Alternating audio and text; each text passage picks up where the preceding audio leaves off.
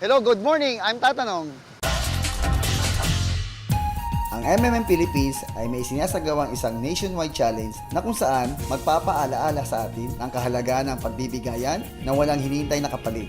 Kaya, tara na, samahan niyo ako sa challenge na ito.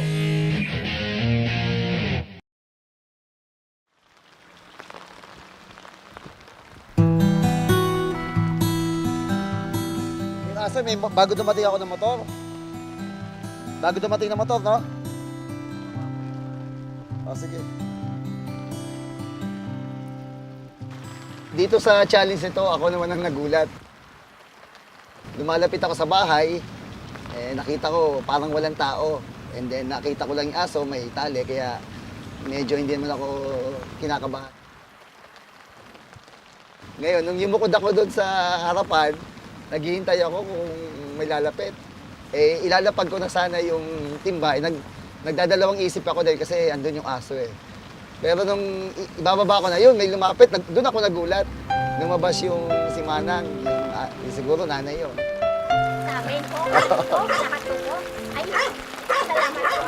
Sa galing po. MMM. Yo, kaya kahit bumabagyo kanina talagang tinuloy ko namin siya. At least meron naman tayong isang pamilya na sa kalagitnaan ng bagyo, hindi nag-e-expect na merong grasyang dadating. Salamat po Okay.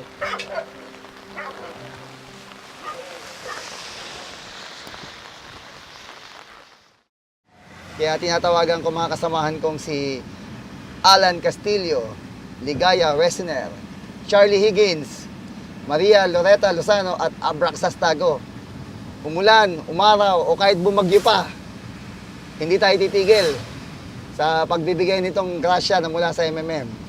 Kaya dito sa Baguio City, abangan niyo pa ang aking mga sunod na challenge.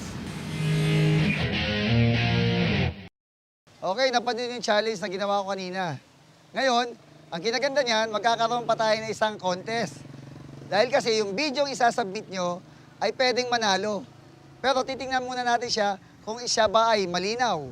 Ibig sabihin, malinaw na nakunan yung mukha, malinaw na nakunan yung timba, at saka malinaw na nakunan yung buong paggawa ng challenge. And then yung pangalawa, yung completeness. Ibig sabihin, nabanggit ba nung guiders yung pangalan niya? Napakita ba na yung timba ay na-receive ng recipient? Pangatlo, nasabi niya ba yung pangalan ng 5 participants na isa-challenge niya?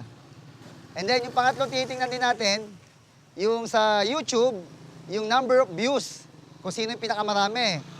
Sa FB naman, yung most number of likes na i-share nyo sa link na ito. And then, makikita nyo rin dito sa FB natin, yung pinaka-mechanics. Kaya mababasa nyo doon na merong 4 na mananalo.